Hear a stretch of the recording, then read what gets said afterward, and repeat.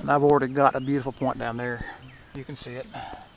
I'll put the camera under the water so you can get a clear shot of it.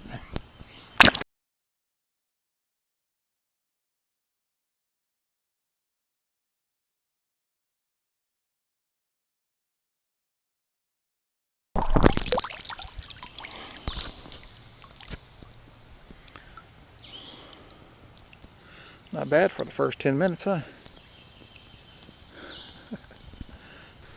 You can see here. Looks like a decent point right here. Not bad. Not bad at all.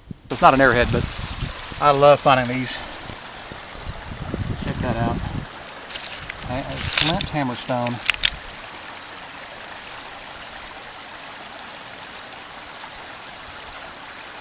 That's a hell of a find today.